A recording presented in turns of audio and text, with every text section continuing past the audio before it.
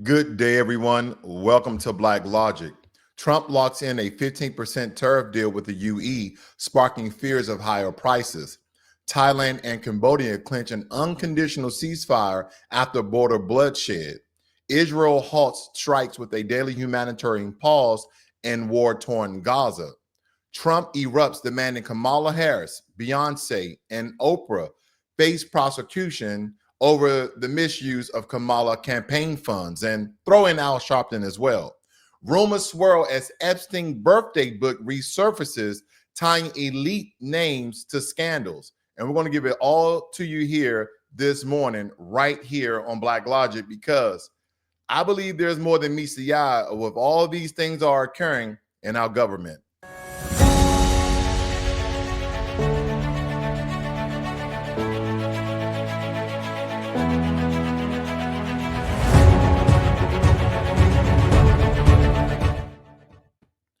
So Trump has cut a deal with the with the EU, which has pretty much put a 15% tariffs. It's still more so than the amount that we had before. So again, this is a win for America in a lot of regards when it comes to the tariff wars. He has reached a 15% agreement with the EU nations on most imports. Have the earlier threat of 30% that has been cut in half, but we are including autos, pharmaceuticals, semiconductors. Most sectors are still in the purview of these tariffs. They're being hit at a 15% rate. And in return, the EU pledges billions in U.S. energy defense and infrastructure investments. Critics say this could spike consumer pricing and still leave vital issues unresolved with steel and aluminum stand at 50%. I wonder if this is going to help or in some regards support the American economy when it comes to lowering the interest rate by the way of the Feds. This is something that they've been kind of rhetoric around, roving around some of the things they're going to do because housing costs are still high. The prices on your loans to buy that house is still high, just as well as automobiles. So again, I wonder, all these great trade deals that we're making with other countries are going to bring in hundreds of billions of dollars over the next 2 or 3 years. The question, how does this help the American consumer? How does this help the American people?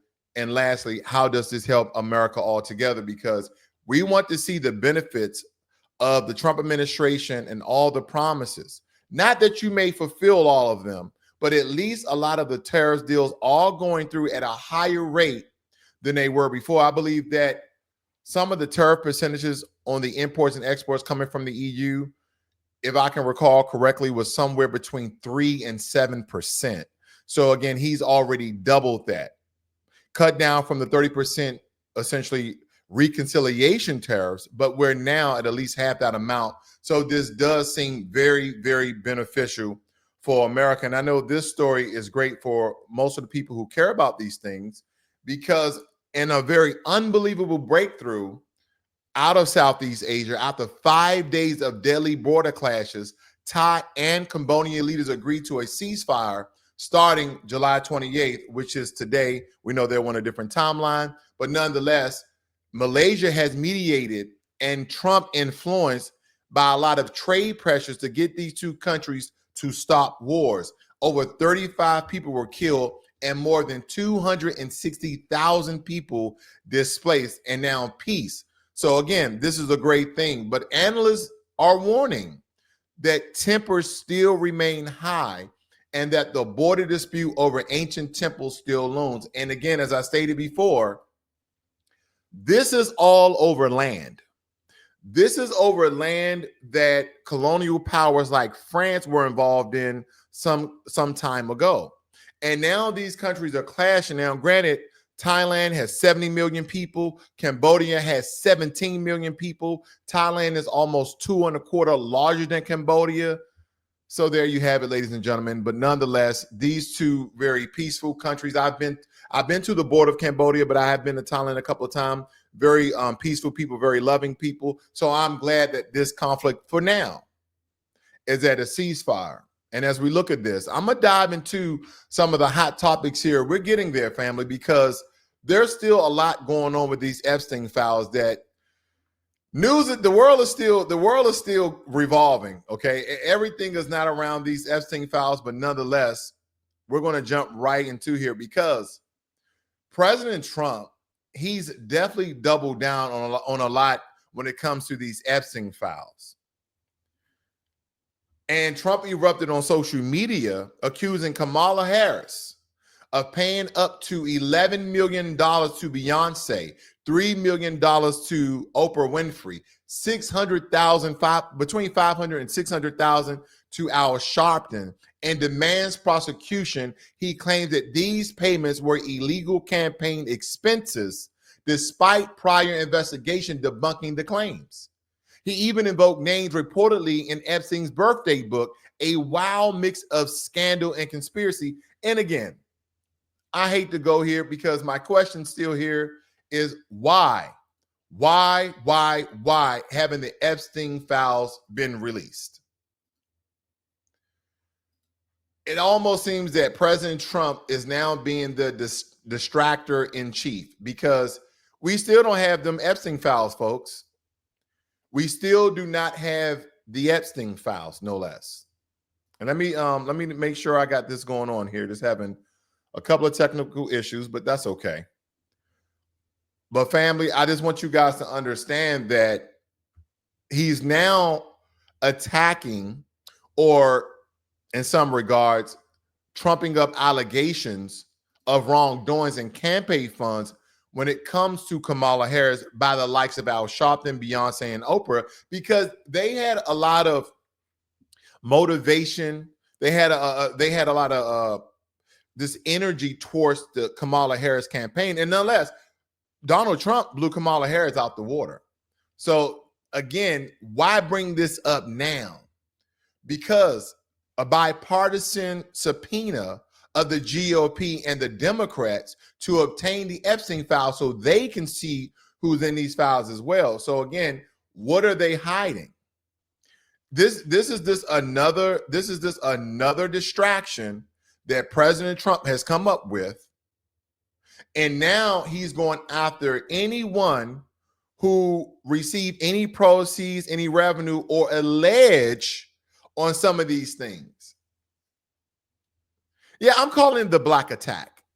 I'm calling it the black attack because we're going to dive this a little bit deeper into that, why I'm calling it that, and why I believe this is another distraction.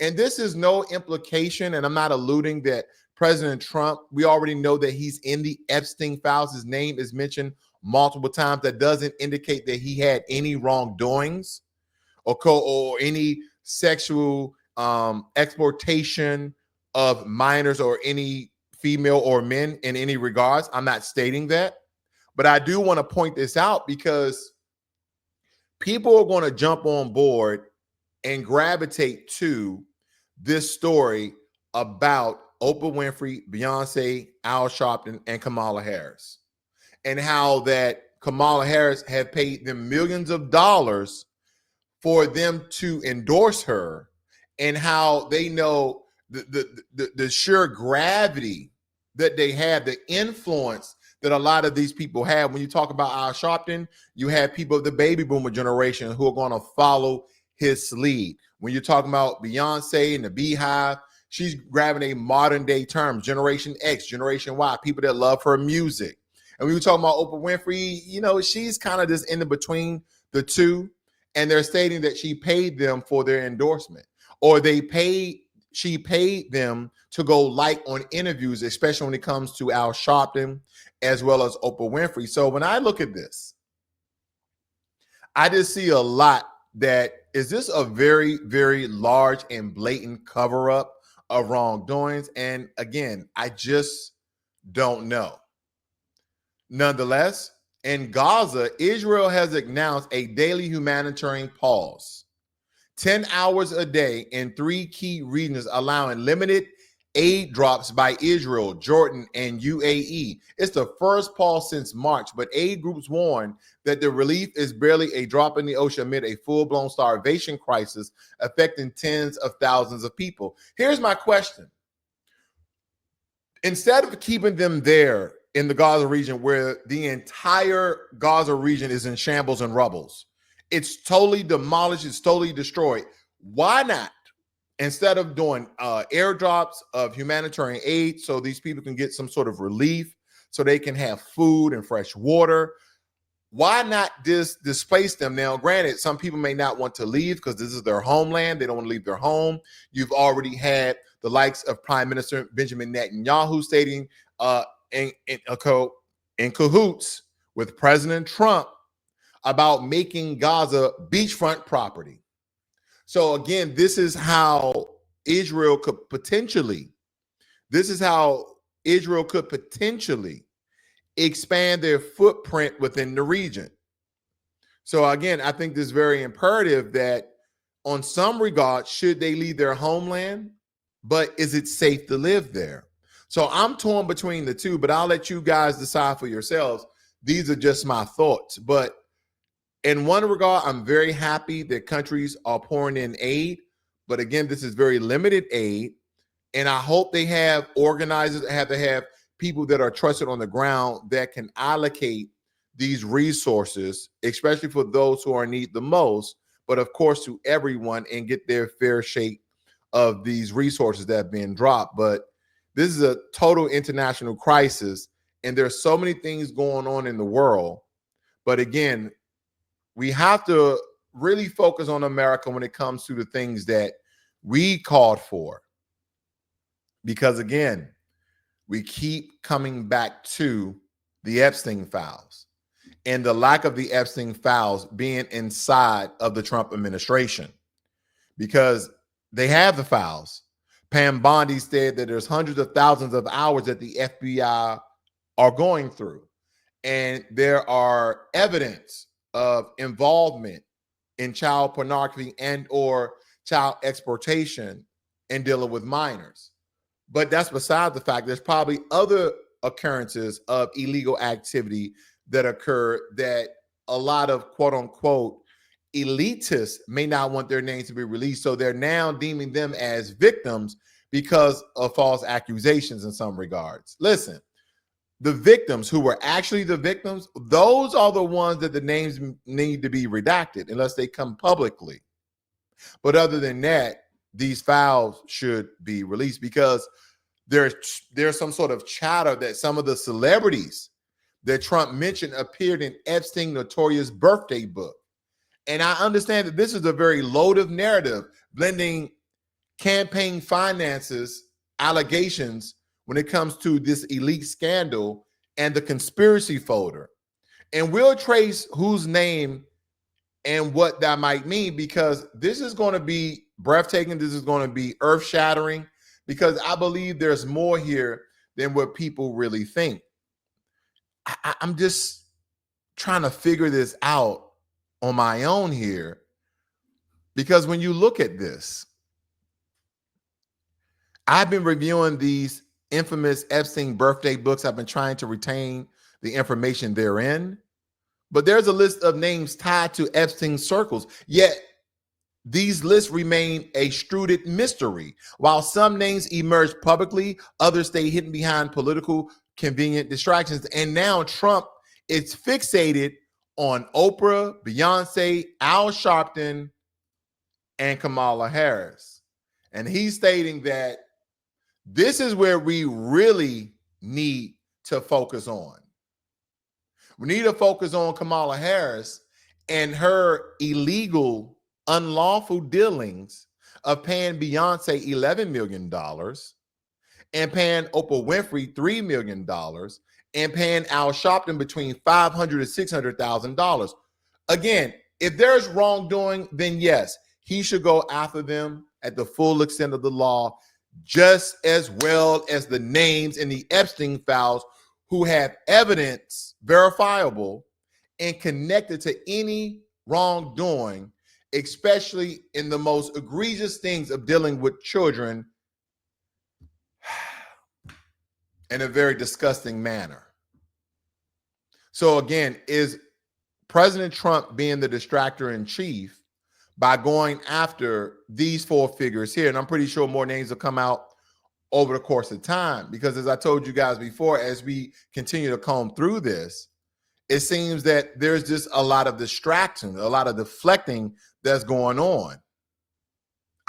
We really need to comb through this because, again, as I stated, he's hard marked. He's fixated on, again, Beyonce, Oprah, Al Sharpton, and Kamala Harris, claiming that they were paid illegally by Democrats to endorse Harris in the 2024 election.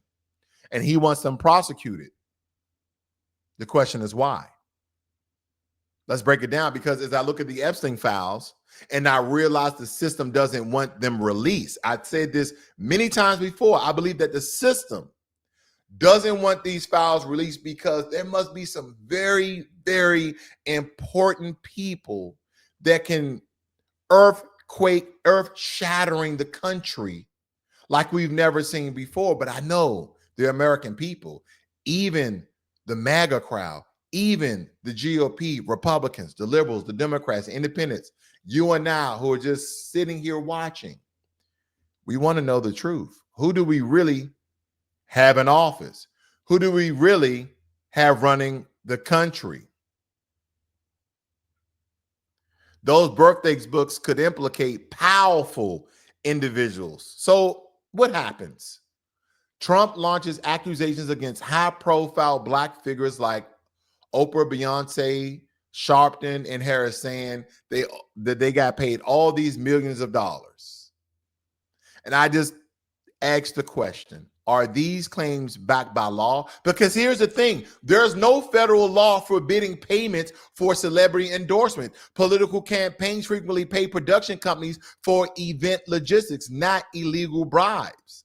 And that's the only thing that they have to say. They stated that when we had Beyonce, even though she didn't sing, but we paid for the lights, we paid for the camera, we paid for the venue, we rented the space.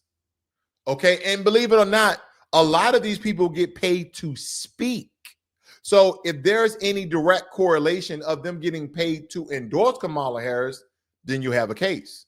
But again, if this is just paying for the venue, paying for snacks, paying for the outfits, or all these in conjunction to have that person to appear, then folks, that's not illegal. See, the American people don't really understand, unless you read upon it like I have, that if you're just paying for the venues and things that are surrounding that person to have them come and speak, then it's not illegal. I wonder who are in these files. I wonder why this is going on for so long where they're not even releasing the files. Now, as we talk about the political campaigns, and I stated that they frequently pay production companies for event logistics and not illegal bribes, Harris' campaign reimbursed Beyonce's Parkwood production $165,000 for event costs. And Oprah's Harpo production got $1 million for convention live stream production. Again, this is around the production. And he paid to the companies, not the personal people themselves. Sharpton's group also received production reimbursement. That's not illegal. Could it be unethical? Maybe. If the funds were overpriced or misleading, but illegal, no campaign finance rules allow reimbursement for services, not direct endorsement fees. So again, the accounts that we're talking about here is Beyonce $165,000, Oprah Winfrey $1 million, and Al Sharpton, I think, roughly $500,000. And people were saying that was for them to endorse Kamala Harris. But again, we yet have proof that that is true. These are just allegations. And anytime you use high-profile figure names like Oprah Winfrey, Al Sharpton, and expensive Beyonce, people are going to pay attention to that. They're going to pay attention, and that may even put in between a wedge of a farther divide of the Epstein files, but people are concrete in these Epstein files. And because of the association that President Trump had with Epstein, people are like a dog with a bone, and they're not letting go. They're not letting go because they're distractions. And everybody knows. Critics rightly argue that this is his latest diversion tactic, shifting focus away from renewed scrutiny over his links to Epstein and the unreleased Epstein files. He's casting these celebrities as criminals, yet fact checker and campaign insiders deny wrongdoing. There have been people already looking into it. For instance, a senior Harris advisor insisted no payments were made for endorsement, only legitimate expenses. Now, of course, a Kamala Harris advisor will state that we need independent people to investigate these claims. Because as we look at the Federal Election Commission and the rules prohibits candidates paying individuals directly for endorsements, but paying for production, event logistics, technical services, that's standard practice. Overspending. Campaign contributions are capped, but reimbursements from campaigns to vendors are routine and legal when reported properly. So again, are these trumped up allegations to deflect the release of the Epstein files? See, here's the thing. All of these billionaires and millionaires, they know exactly what they're doing. Let's take, for instance, let's entertain the allegations. Let's just say what he's stating is true. How are you going to prove it? See, none of these high-profile figures that President Trump is talking about, and just for you guys to understand who I'm talking about, how are you going to prove when their production companies were paid? Al Sharpton didn't personally get paid. His production company got paid. Oprah Winfrey didn't personally get paid. Harpo Productions got paid. Beyonce personally did not get paid. Her production company, her casting company got paid. So again, the same thing, and I hate to make this black and white, but again, these four figures are black. Well, excuse me. The three figures, the three figures are black. Kamala Harris, who knows? Indian, Jamaican, I don't know. Let's just go with Indian, because that's where her mother presumes to be. Okay. But nonetheless, I know people gonna get on my bumper for that. That's okay. That's my own rhetoric, my own conjecture about Kamala Harris and people trying to make her blacker than she really is. She already has melanin. Okay, that's gonna be black enough, but the race, that's totally different. Okay, I'm done. But when we talk about these Epstein files, it's very imperative that we do not get distracted. Because unless money is funneled secretly and misrepresented, there's no crime. Ethical concerns, perhaps inflated race or quid pro quo optics, may seem as though things are illegal, but there's no legal threshold that has been met here. And I keep continuing to look at this. These names in the Epstein files, these names aren't random. There are threads and tapestry in the public, and the public needs to see them. We deserve to see them. This is one of the campaign promises of President Trump. And if you guys ever go on Truth Social here recently and you're just strolling through, President Trump is currently in Scotland playing golf. That's fine. I mean, everybody needs a vacation. He's been working hard since day one. I won't say that. And what I mean by working hard, it seems though he's been on television, he's been in the news, he's been doing a lot of negotiating almost every single day. So he deserves a break. Everybody deserves a break. Okay, no matter. But he stated that Beyonce never sang and that they broke the law. But no evidence supports his claims. And the endorsement were event reimbursement. Again, the event that surrounds them and speaking on the behalf of Kamala Harris. Once again, this is political theater and an act of misdirection from the Epstein files.